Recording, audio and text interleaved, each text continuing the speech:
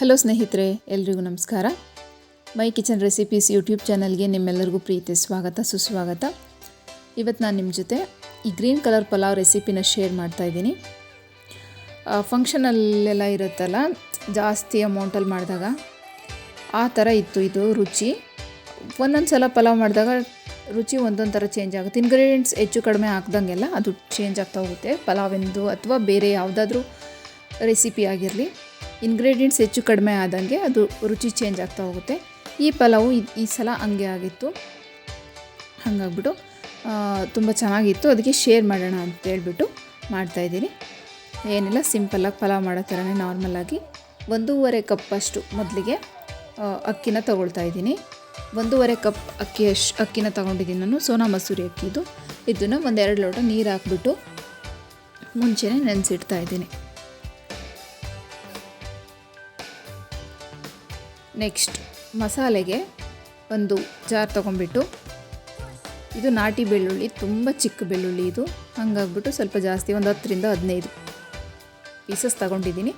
ಶುಂಠಿ 1 ಇಂಚು ಮತ್ತು 3 ಪೀಸಸ್ ಹಾಕ್ಕೊಳ್ಳಿ.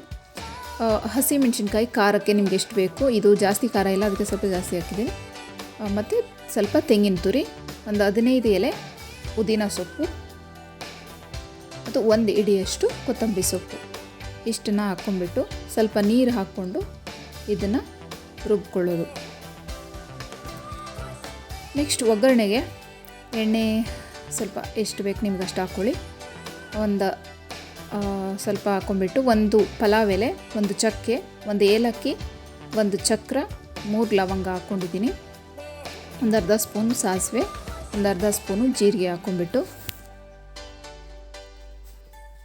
ಸ್ವಲ್ಪ ಕಸೂರಿ ಮೇಥಿ ಹಾಕ್ತಾಯಿದ್ದೀನಿ, 1 ಸ್ಪೂನಷ್ಟು.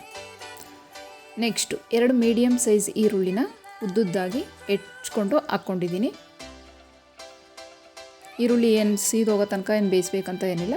ಒಂದು 3/4 ಭಾಗದಷ್ಟು ಬೆಂದರೆ, ಒಂದು 90% ಅಷ್ಟು ಬೆಂದರೆ ಸಾಕು ಈರುಳ್ಳಿ. ನೋಡಿರಿ, ಇವಾಗ 3 ಮೀಡಿಯಮ್ ಸೈಜ್ ಟೊಮ್ಯಾಟೋನ ಹಾಕ್ಕೊಂಡಿದ್ದೀನಿ. ಇದು ಟೊಮ್ಯಾಟೊ ಜಾಸ್ತಿ ಹುಳಿ ಟೊಮ್ಯಾಟೊ ಅಲ್ಲ ಇದು. ಹಂಗಾಗ್ಬಿಟ್ಟು ಇದು ಕಲ್ಲರೂ ಬಿಟ್ಟಿಲ್ಲ ಜಾಸ್ತಿ. ಇವಾಗ ಒಂದು ಟೊಮ್ಯಾಟೊಗಳು ಕೆಲವೊಂದು ರೆಡ್ ಕಲರ್ ಆಗುತ್ತೆ, ಏನು ಅಡುಗೆ. ಇದು ಟೊಮ್ಯಾಟೊ ಕಲರೇ ಬಿಟ್ಟಿಲ್ಲ. ಹಂಗಾಗ್ಬಿಟ್ಟು ಈ ಟೊಮೆಟೊನ ಚೆನ್ನಾಗಿ ಬೇಯಿಸ್ಕೊಬೇಕು. ಈ ಟೊಮೆಟೊ ಚೆನ್ನಾಗಿ ಬೆಂದ ಮೇಲೆ ಒಂದು 15 ಬೀನ್ಸು ಮತ್ತು 1-2 ಕ್ಯಾರೆಟನ್ನು ಉದ್ದುದ್ದ ಹೆಚ್ಚಿ ಹಾಕ್ಕೊತಿದ್ದೀನಿ. ತಿನ್ನೋಕ್ಕೆ ಚೆನ್ನಾಗಿರುತ್ತೆ ಈ ಥರ ಕಟ್ ಮಾಡಿಕೊಂಡ್ರೆ ತರಕಾರಿನ. ಮತ್ತು ನಿಮ್ಗೆ ಯಾವ್ಯಾವ ಬೇರೆ ತರಕಾರಿಗಳಿಷ್ಟ ಅಷ್ಟು ಹಾಕ್ಕೊಳ್ಳಿ. ನಾನು ಬರೀ ಬೀನ್ಸ್ ಕ್ಯಾರೆಟ್ ಅಷ್ಟೇ ಹಾಕಿರೋದು.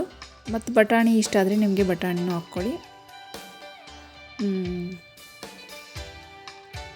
ಮತ್ತು ಇದೆರಡೇ ತರಕಾರಿ ಹಾಕಿದರೆ ಸ್ವಲ್ಪ ಸಿಂಪಲ್ಲಾಗಿ ಆಗುತ್ತೆ.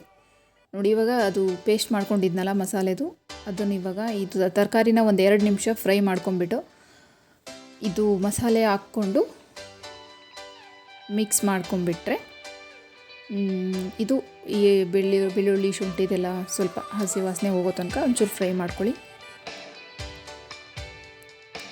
ನೆಕ್ಸ್ಟು 1.5 ಸ್ಪೂನಷ್ಟು ಉಪ್ಪು ಹಾಕಿದ್ದೀನಿ ನಾನು. ನಿಮಗೆ ಎಷ್ಟು ರುಚಿಗೆ ಬೇಕು ಅಷ್ಟು ಉಪ್ಪನ್ನು ಹಾಕ್ಕೊಂಡು ಇನ್ನೊಂದು ಸಲ ಮಿಕ್ಸ್ ಮಾಡ್ಕೊಳ್ಳಿ.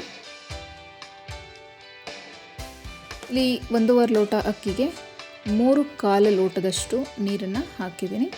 ಒಂದು ಸ್ವಲ್ಪ ಅಷ್ಟೇ ನೀರು ಹಾಕೋಕ್ಕಿಂತ ಒಂದೊಂದು ಅಕ್ಕಿ ನೀರು ಜಾಸ್ತಿ ಹಿಡಿಯೋದು ಬೇಯೋಕ್ಕೆ.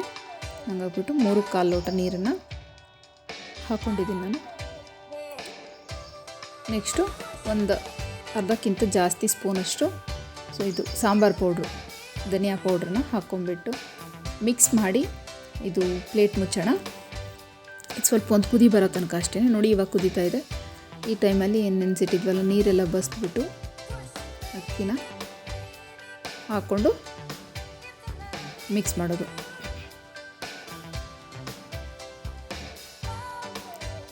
ತಿನ್ನೋಕ್ಕೆ ಚೆನ್ನಾಗಿತ್ತು, ಒಂಥರ ಬೇರೆ ಥರ ಟೇಸ್ಟ್ ಇತ್ತು ಇದು ಪಲಾವ್. ಪುದೀನ ಸೊಪ್ಪು ನಾವು ಜಾಸ್ತಿ ಹಾಕೋದ್ರಿಂದ ಅದು ಪುದೀನ ಫ್ಲೇವರ್, ಅದೊಂಥರ ಪುದೀನ ರೈಸ್ ಥರನೇ ಆಗಿಬಿಡುತ್ತೆ ಮತ್ತು ಟೇಸ್ಟ್ ಚೆನ್ನಾಗಿರುತ್ತೆ. ನೋಡಿ, ನಡುವೆ ಒಂದು ಸಲ ಪ್ಲೇಟ್ ತೆಗೆದ್ಬಿಟ್ಟು ಈ ಥರ ಮಿಕ್ಸ್ ಮಾಡಿಕೊಂಡ್ರೆ ತುಂಬ ಸಿಂಪಲ್ಲಾಗಿ ಆಗೋಗುತ್ತೆ. ಏನು ಅಷ್ಟು ಬೇರೆ ಬೇರೆ ವೆರೈಟಿ ಇಂಗ್ರೀಡಿಯೆಂಟ್ಸ್ ಏನು ಬೇಕಾಗಲ್ಲ. ತರಕಾರಿನೂ ಅಷ್ಟೇ, ಬೀನ್ಸ್ ಕ್ಯಾರೆಟ್ ಎರಡೇ ಇದ್ರೂ ಸಾಕು, ಮಾಡ್ಕೊಬೋದು ಈ ಪಲಾವ್ನ. ತಿನ್ನೋಕ್ಕೂ ಚೆನ್ನಾಗಿರುತ್ತೆ. ನೀವು ಯಾವ್ಯಾವ ಥರ ಪಲಾವ್ ಮಾಡ್ತೀರಾ ನೋಡಿ, ಈ ಥರನೂ ಒಂದು ಸಲ ಟ್ರೈ ಮಾಡಿ. ಕಲರ್ ಅಂತೂ ಎಷ್ಟು ಚೆನ್ನಾಗಿ ಬಂದಿತ್ತಂದರೆ, ಇದು ಫುಲ್ ಗ್ರೀನ್ ಕಲರ್ ಇತ್ತು. ಸೊಪ್ಪು ಎಲ್ಲ ಹಾಕಿ ರುಬ್ಬಿದ್ವಲ್ಲ, ಹಸಿಮೆಣಸಿನ್ಕಾಯಿ ಕಲರ್ ಅದೇ ಕಲರ್ ಇರುತ್ತೆ. ಸೊಪ್ಪು ಸೊ ತೆಂಗಿನಕಾಯಿ ಸ್ವಲ್ಪ ಹಾಕಬೇಕು, ಇಲ್ಲಾಂದರೆ ಅದು ಒಂಥರ ಮಂದ ಬಂದುಬಿಡುತ್ತೆ ಮಸಾಲೆ ಜಾಸ್ತಿ. ನೋಡಿ ಲಾಸ್ಟಲ್ಲಿ ಇದನ್ನು ಪ್ಲೇಟ್ ಮುಚ್ಚಿ ತೆಗೆದು ಮಿಕ್ಸ್ ಮಾಡಿ ಆದಮೇಲೆ ಒಂದು 5-6 ನಿಮಿಷ ಲಾಸ್ಟಿಗೆ ಸ್ವಲ್ಪ ಪುದೀನ ಸೊಪ್ಪು ಕೊತ್ತಂಬರಿ ಸೊಪ್ಪು ಹಾಕ್ಕೊಂಡು ಒಂದು 5 ನಿಮಿಷ ಇದನ್ನು ಮುಚ್ಚಿದ್ದೀನಿ. ಪಲಾವ್ ಇವಾಗ ರೆಡಿ. ನೋಡಿದ್ರಲ್ಲ ಸ್ನೇಹಿತರೆ, ಎಷ್ಟು ಚೆನ್ನಾಗಿ ಬಂತು ಅಂತ ಈ ಗ್ರೀನ್ ಕಲರ್ ಪಲಾವ್. ನೀವು ಟ್ರೈ ಮಾಡಿ. ವಿಡಿಯೋ ನೋಡಿದ್ದಕ್ಕಾಗಿ ಧನ್ಯವಾದ. ನೆಕ್ಸ್ಟ್ ವಿಡಿಯೋಲಿ ಇನ್ನೊಂದು ರೆಸಿಪಿ ಜೊತೆ ಬರ್ತೀನಿ. ಅಲ್ಲಿ ತನಕ ಬಾಯ್ ಬಾಯ್.